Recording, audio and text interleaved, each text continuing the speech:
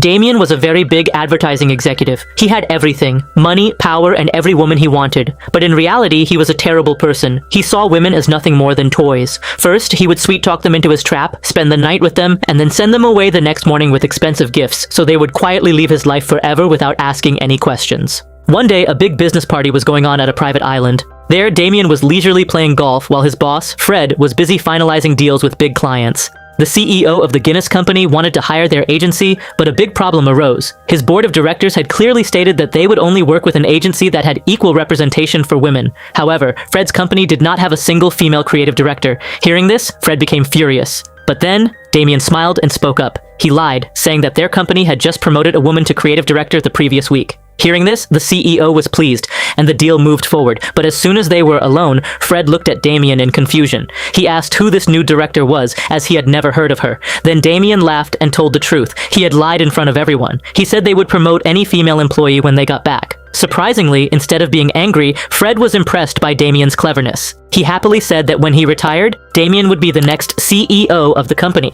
After this, Damien immediately called his assistant, Ruby, and asked her for a list of female creatives. Ruby started reading names, but Damien, just to get it over with quickly, randomly chose the first name. That name was Alex. Meanwhile, at the office, Alex was told that everyone else was going to the pub, so she would have to finish all the remaining work alone. Just then, Ruby came to her and smiled, saying that she had a meeting with Damien the next morning because she was getting a promotion. However, Ruby didn't tell Alex that she had been chosen randomly. Hearing this news, tears came to Alex's eyes. She happily hugged Ruby. Emotionally, she said that she had been working in this company for 20 years. She had taken a break from work to raise her daughter, but after coming back, everything had changed. Now the office was mostly filled with young people, and she always felt like she didn't fit in. Meanwhile, in the evening, Damien got a call from his mother. He quickly lied, saying that he remembered her birthday and was already on his way to the dinner party. The truth was, if Ruby hadn't already bought a gift, Damien would have arrived empty-handed. When he reached home, his mother hugged him lovingly, but his father and his brother-in-law, Chris, weren't happy to see him at all. It was clear that Damien had no real attachment to his family. He kept his distance even from his young nephews. On the other side, Alex was having dinner with her daughter, Charlie. Charlie talked about her father, who was now dating much younger girls. Then she looked at her mother and said, "Mom, you need to learn to stand up for yourself." Even though Alex and her husband were divorced, the bond between mother and daughter was very strong. The next morning, Damien arrived at the office, where he ran into Alex in the lobby. But Damien didn't even recognize her. He thought Alex was hitting on him, so he started flirting as usual. Every word he said had double meaning, while Alex thought he was talking about work. After a while, they both got into the elevator and got off at different floors. Meanwhile, Damien also flirted with his old receptionist Felicity, who had been working at the same company for 23 years. When Damien reached his office, Ruby brought Alex to his cabin. It was then that Alex realized Damien didn't even remember her name, but Damien immediately smiled and lied. He congratulated Alex on her promotion and claimed that he had personally chosen her. After this, everyone went to a creative meeting for the new Guinness campaign. The company wanted to increase its female audience, so Damien announced in front of everyone that Alex would help them understand the female perspective. The reality, however, was that he didn't even know Alex's surname. As the meeting began, all the male employees started giving one useless idea after another. They talked about things that men actually liked, but presented them as perfect for women. Alex tried multiple times to stop them and give her correct opinion, but no one let her speak. In the end, to save her job, she just smiled and remained silent. After the meeting, a creative employee asked Damien if Alex was going to take his job. Damien laughed and said, "No, she's just here to show the female perspective." Unfortunately, Alex heard this. Angry, Alex lashed out at Damien, but Damien, instead of apologizing, started acting as if he was doing her a favor. He said she should be happy that she got a promotion just for being a woman. Then he went on about the difficulties men face. Now, Alex's patience snapped. She clearly said that he was the real problem and quit her job on the spot. As she was leaving, Damien followed her and started insulting her, calling her too sensitive. But while walking angrily, he didn't see the pole in front of him and hit his head straight into it. The next moment, he fell unconscious to the ground. Sometime later, 2 female paramedics brought him back to consciousness. They wanted to give him medicine, but Damien said he was perfectly fine. On his way back, he saw a homeless man with a pigeon sitting on him. The man stared at him strangely and said, "You will never get out of here." Damien didn't understand his words and returned to the office. But as soon as he reached the office, everything seemed strange to him. People were wearing different clothes and everyone was staring at him. An employee commented on his clothes. Damien replied jokingly, but everyone found his words very rude. Then Damien asked Ruby for an ice pack, but Ruby scolded him. She also scolded him for barging into Alex's office. Damien laughed and said, "Relax, I fired her." Just then, Alex walked in, but her entire personality had changed. Her confidence was much stronger than before, and her clothes were very stylish. She went straight and sat in Damien's chair. Damien angrily demanded an apology, but then Fred arrived. Now Fred was dressed very simply and had come to bring coffee for Alex. After this, Fred took Damien aside and asked, "Are you stressed? After all, you've been hired as the male creative director." Hearing this, Damien was stunned. He walked around the entire office, and what he saw shook his world. Felicity was now the CEO of the company. All the secretaries were male. In advertisements, men were modeling in their underwear. Frightened and confused, Damien ran out of the office. He tried to hail a taxi, but a female driver refused to let him in and made a dirty comment at him. On the streets, men were taking care of children, carrying shopping bags, and only men were visible in every advertisement. A panicked Damien reached his home, but everything there had changed too. On the table were magazines about house husbands. The fridge was stocked with healthy diet food, and even the titles of the books had changed. Then Damien turned on the TV and was stunned to see that even the Pope was now a woman. On the streets, a group called Menonists was protesting. Their slogan was, "The seed is theirs, so the decision should be theirs too." Just then, a cat jumped onto the sofa, and Damien screamed in fear. Panicking, he went to his family home. There, his nephews were doing each other's hair, while his mother and sister Sunny were relaxing watching TV. Just then, Sunny loudly passed gas. Seeing this, Damien became even more distressed. He went into the kitchen where his father was cooking. Now Damien was completely breaking down. Seeing his condition, his father started crying. After this, Damien returned to the street and deliberately tried to hit his head against a pole multiple times, hoping that everything would go back to how it was. But nothing changed. Exhausted, he sat down on a bench. Just then, the same pigeon man came and sat beside him. He explained that he too had come from the same world as Damien, a world ruled by men. But he had been trapped in this world for the past 9 years. The pigeon man also told him that there was one other man who had managed to return. But he could only go back when he regained his power in this world. Hearing this, a faint smile appeared on Damien's face. He thought this task would be very easy for him.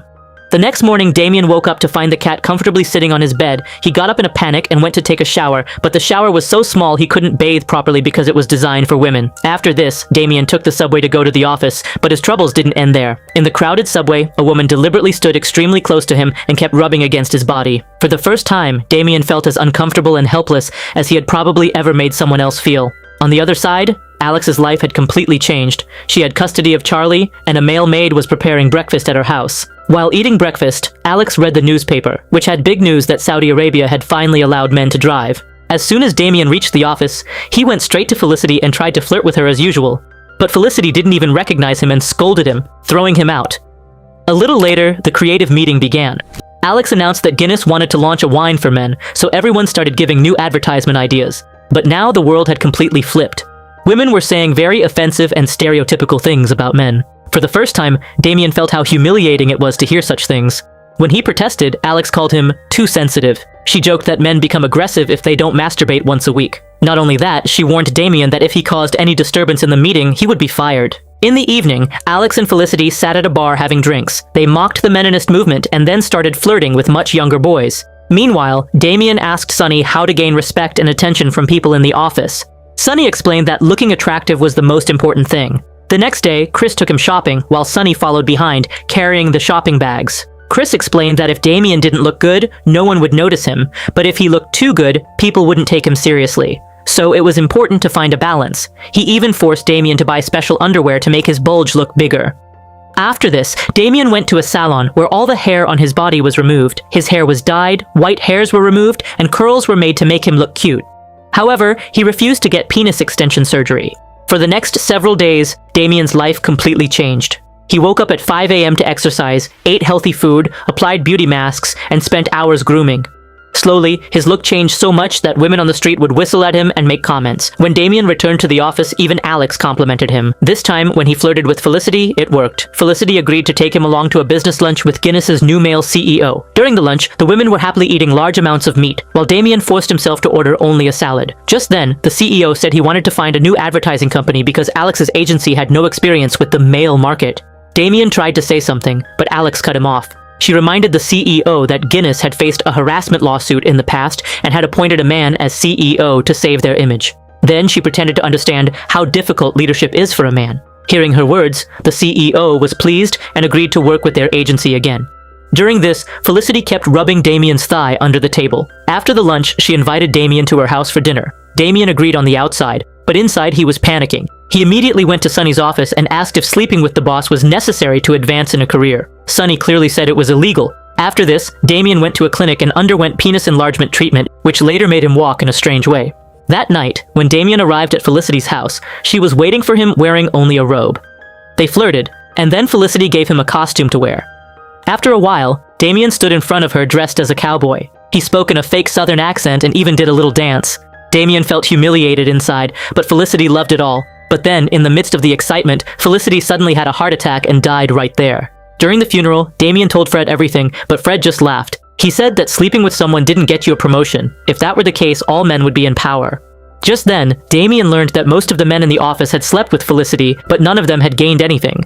He also found out that a big party was being held in Felicity's memory, but he wasn't even invited. Sometime later, Damien went to meet the Pigeon Man again. His words were so sad and discouraging that, instead, they ignited a determination in Damien not to give up. He decided that he would not back down, no matter what. After this, Damien went to the country house where a big party was being held in Felicity's memory. There, he learned that the head of the staff was the same man who, in his real world, had been the CEO of Guinness. That man told Damien that his name wasn't on the guest list, but Damien confidently replied, "The time has come for Brotherhood to fight again." By evening, Alex was surprised to see that Damien was actually at the party.